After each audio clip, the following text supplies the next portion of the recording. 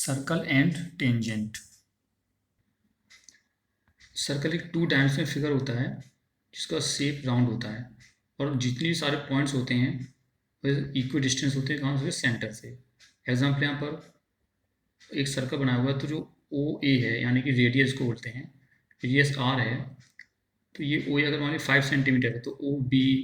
ओ सी ये सारे सारे 5 सेंटीमीटर होंगे, इक्वल डिस्टेंस होंगे, उसको बोलेंगे सर्कल। इसमें जो एज ऑफ कॉइन है, कॉइन का जो किनारा है उसकी शेप देखिए वो क्या होगी, edge of coin circle, edge of bangle circle, edge of wheel, wheel का एज होगा, उससे जो शेप बनेगी, या क्लॉक है उसका शेप बनेगी, क्या होगी, सारी सर्कल होगी। ये 2 डायमेंशनल फिगर है, जबकि स्फीयर क्या है, 3 dimensional figure. Chord of a circle, circle में कोई भी हम 2 पॉइंट लें उनको जब मिला देते हैं तो जो लाइन बनती है उसको बोलते हैं कॉर्ड। इसमें देखें कि एम एन एक कॉर्ड है, ई एफ कॉर्ड है, सी डी कॉर्ड है, ए बी कॉर्ड है, सी वन डी वन कॉर्ड है और ए वन बी वन कॉर्ड है। लेकिन जो एम एन है इस कॉर्ड को हम डायमीटर कहते हैं क्योंकि सेंटर ऑफ सर्कल से होकर जाती है। तो इस जो सबसे बड़ी कॉर्ड होती है किसी भी सर्कल में वह उसके डायमीटर के बराबर होती है, और जैसे जैसे हम सेंटर ऑफ सर्कल से दूर जाते जाते हैं फिर वहाँ कॉर्ड बनाते हैं तो कॉर्ड की लेंथ छोटी होती जाती है, जबकि डिस्टेंस सेंटर से उस कॉर्ड का बढ़ता जाता है। देखिए एम एन का डायमीटर है तो वह कॉर्ड क्या सबसे बड़ी है और ये सेंटर होकर जा रही है, तो उसका सेंटर से डिस्टेंस क्या, 0। क्योंकि ई एफ ऐसी कॉर्ड है जो सेंटर से दूर जा रही है और ये छोटी है डायमीटर वाली कॉर्ड से। फिर सी डी कॉर्ड छोटी है ई एफ से, तो जो कॉर्ड सी डी छोटी है ई एफ से उसका डिस्टेंस सेंटर से बढ़ता जा रहा है। ए बी का डिस्टेंस बहुत ज़्यादा हो गया है, सेंटर से दूर हो गया है, और ए बी सब इसमें डायग्राम के हिसाब से सबसे छोटी कॉर्ड हो गई। ऐसे ही हम सी वन डी वन देखेंगे तो ये भी एम एन से छोटी कॉर्ड हो गई, ए वन बी वन सी वन डी वन से भी छोटी हो गई, और सेंटर से जितने दूर जाएंगे उतने ही ज़्यादा कॉर्ड का डिस्टेंस बढ़ता जाएगा सेंटर से और कॉर्ड छोटी जाएगी। हम इनफाइनाइट कॉर्ड बना सकते हैं किसी भी सर्कल में। आर्क ऑफ ए सर्कल, ये हमने 3 डायग्राम देखे हैं, इसमें फिगर 8, फिगर 9, फिगर 10। पहले वाले में ए बी एक सर्कल है, इसका हमने छोटा सा पार्ट लिया ए एम बी, ये आर्क उसको बोलते हैं आर्क, और दूसरा पार्ट लिया ए एन बी का सेकेंड आर्क हो गया। सेगमेंट ऑफ ए सर्कल, किसी भी सर्कल में हम एक सेगमेंट ले लें या कॉर्ड ले लें, ठीक है, हमने कॉर्ड लिया। अब कॉर्ड के एक तरफ का जो एरिया होगा,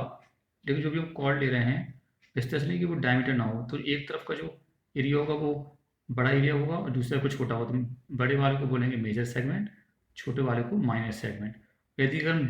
डायमीटर को ही कॉर्ड लेके चलते हैं तो उस केस में दोनों ही इक्वल सेगमेंट बनेंगे हमारे पास। सेक्टर ऑफ ए सर्कल, हमारे पास ये जो सर्कल दिख रहा है हमने क्या किया, इसमें एक आर्क लिया ए बी पी और इसका एरिया क्या है, छोटा है किससे, दूसरे आर्क से ए क्यू बी से। तो जो छोटा सा पोर्शन था इस जो ए ओ बी पी ए है इसको बोलते हैं माइनर सेक्टर, और ए क्यू बी ओ ए इसको बोलते हैं मेजर सेक्टर। कॉमन सर्कल, जब 2 सर्कल इस तरह से हो कि एक दूसरे को रखने जाने पर ओवरलैप हो जाए तो उसको बोलते हैं कॉमन सर्कल। या दूसरे तरह से ये कह सकते हैं कि रेडियस अगर सेम है इन 2 सर्कल का तो वो क्या होंगे, कॉन्ग्रुएंट सर्कल होंगे। सर्कल में थ्योरम 1 कहती है कि 2 कॉर्ड हैं अगर वो इक्वल हैं, यहाँ पर जो है एस आर और पी क्यू कॉर्ड इक्वल हैं, तो इनके द्वारा सेंटर पर जो एंगल बने वो भी सेम होगा, यानी कि if S R equals to P Q then angle S O R equals to angle P O Q. Second theorem first का रिवर्स है, इसमें उल्टा बोल रहे हैं, इसमें क्या बोलेंगे, यदि 2 एंगल इक्वल हैं सेंटर पर बने हैं तो उनके द्वारा जो कॉर्ड बनेगी या जिस कॉर्ड से बनेंगे वो इक्वल होंगे। If angle S O R equals to angle P O Q then S R equals to P Q. Third theorem कहती है सेंटर ऑफ ए सर्कल जो ओ है उससे अगर हम कोई ओ एम परपेंडिकुलर ड्रॉ करते हैं तो वो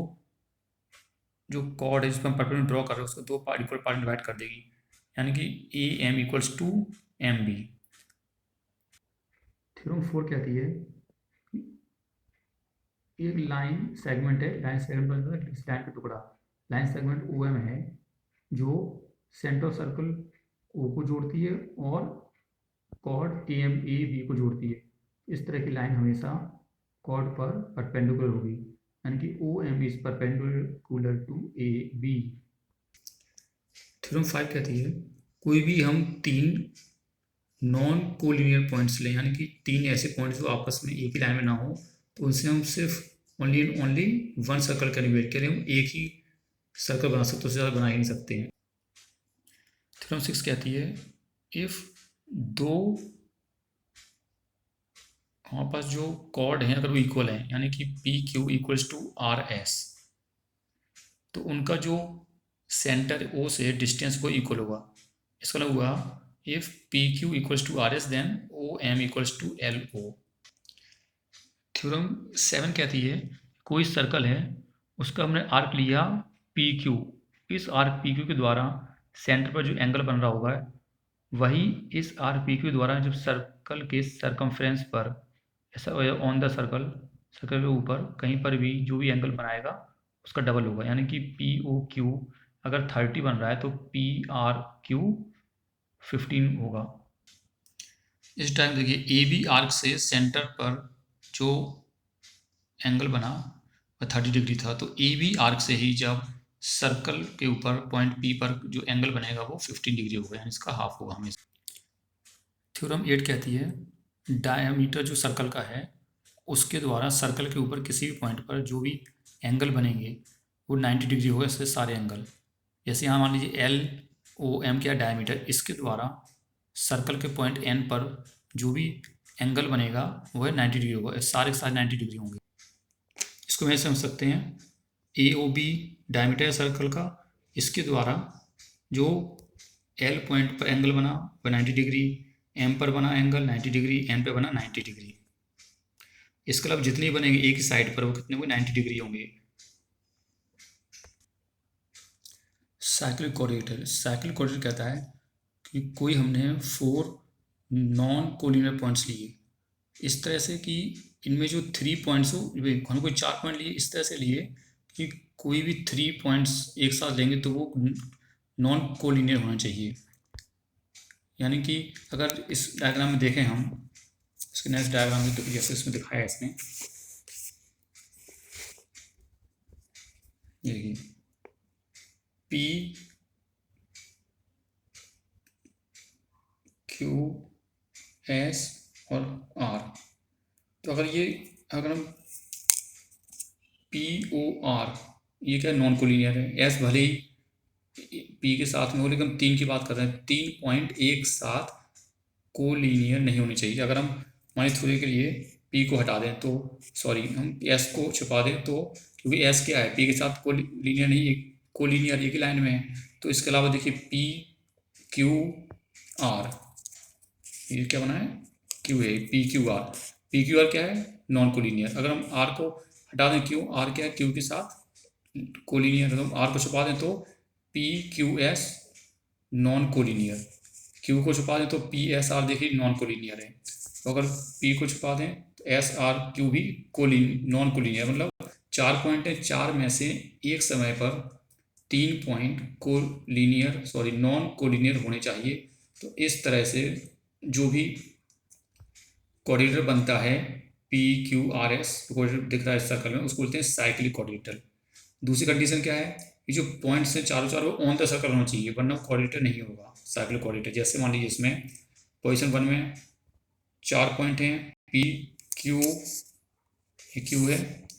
और एस आर, लेकिन ये साइक्लिक कोऑर्डिनेटर नहीं है। क्यों नहीं है, क्योंकि पी क्यू आर ये क्या ऑन द सर्कल है, लेकिन एस आउटसाइड द सर्कल है। ऐसे ही थर्ड वाला देखिए पी क्यू आर, ये पॉइंट ऑन द सर्कल लेकिन एस क्या इनसाइड द सर्कल है, तो ये पोजीशन 1 और पोजीशन 3 वाला डायग्राम साइक्लिक कोऑर्डिनेटर नहीं है। तो सिर्फ पोजीशन 2 वाला डायग्राम हमारा साइक्लिक कोऑर्डिनेटर, क्यों, उसमें P Q R S 4 point हैं और जो ऑन द सर्कल है, और कभी भी इसको देखते हैं तो जब ये उनमें से 3 जो हैं हमेशा नॉन कोलिनियर पॉइंट्स हैं, इसलिए क्या है इसको बोलेंगे साइक्लिक कोऑर्डिनेटर। साइक्लिक कोऑर्डिनेटर की थ्योरम कहती है कि इसमें कोई भी हम ऑपोजिट एंगल लेंगे उनका सम करेंगे तो हमेशा 180 होगा, यानी कि angle A plus angle C equals to 180 या angle D plus angle B equals to 180, हमेशा 180 होगा। Tangent and secant of a circle, जब भी कोई लाइन सर्कल पर एक जगह टच करे तो उसको बोलते हैं टेंजेंट, और जब दो जगह टच करे ये 2 पॉइंट से होकर जाए उसको बोलते हैं सेकेंड। इसमें लाइन एल में देख रहे हैं अगर 2 पॉइंट से होकर जा रही तो क्या हो गया, सेकेंड। नेक्स्ट फिगर में देख रहे हैं पी लाइन जो है सर्कल में कहीं भी टच नहीं कर रही तो ये ना तो टेंजेंट होगा ना सेकेंड होगा। फिर एन लाइन सर्कल पर पॉइंट ई पर टच कर रही है यानी एक ही पॉइंट पर, तो ये टेंजेंट हो गया। एल लाइन सी और डी पर टच कर रही है होकर जा रही है तो उसको बोलेंगे सेकेंड। एम लाइन ए और बी 2 पॉइंट्स होकर जा रही है उसको बोलेंगे सेकेंड। मान लीजिए हमारे पास इस सर्कल में लाइन जो है पी और क्यू 2 पॉइंट से टच होकर जा रही है तो क्या हो गया सेकेंड। लेकिन ऐसा करें हम पी को फिक्स कर दें और क्यू को घुमाते रहते हैं, एक स्टेज ऐसी आएगी पी घूम करके क्यू घूमते घूमते पी पे आएगा, तो हम कंडीशन करेंगे कि पी और क्यू दोनों सेम पॉइंट हो जाएंगे। फिर हम कहेंगे कि ये लाइन तो एक ही पॉइंट पे टच करी सर्कल पे, तो इसको बोल देंगे कि सेकंड हमारा टेंजेंट बन गया, यानी कि टेंजेंट सेकंड का एक स्पेशल केस है। नेक्स्ट थ्योरम कहती है कि अगर कोई टेंजेंट सर्कल के रेडियस को टच करती है तो वह रेडियस उस लाइन पर परपेंडिकुलर होगा, मतलब OP is perpendicular to tangent AB। किसी भी सर्कल के बाहर हम कोई पॉइंट P लें तो उससे जब हम टेंजेंट रखेंगे सर्कल पर तो दो ही टेंजेंट बनेगी, एक S और T, इस तरह नहीं बनेगी, यानी PS और PT दो टेंजेंट मिलेंगे हमें, और PS इक्वल्स टू PT, ये जो दोनों टेंजेंट हैं एक दूसरे के इक्वल होंगी। ये एक थ्योरम भी है, थ्योरम कहती है कि AP इक्वल्स टू AQ, यानी जो टेंजेंट 1 है टेंजेंट 2 इसके इक्वल हुई कब, जब किसी सेम पॉइंट जो आउटसाइड सर्कल है वहाँ से हम रखेंगे तब, यानी कि ए से सर्कल पर हमने एक टेंजेंट खींची AP, दूसरी AQ, तो AP इक्वल्स टू AQ। ये थ्योरम हमें टेंजेंट और सेकंड के बीच रेशियो से बताती है सर्कल पर। मान लीजिए पॉइंट लिया हमने P जो कि बाहर है सर्कल के, वहाँ से PT एक टेंजेंट ली और PAB क्या है सेकंड, क्यों PT इसलिए टेंजेंट क्योंकि एक ही पॉइंट T पर टच कर रहा है, जबकि PAB क्या है सेकंड, क्यों, ये सर्कल पे A और B 2 पॉइंट से होकर जा रहे हैं, तो इनके रेशियो से क्या होगा, ये होगा PA into PB equals to PT का स्क्वायर।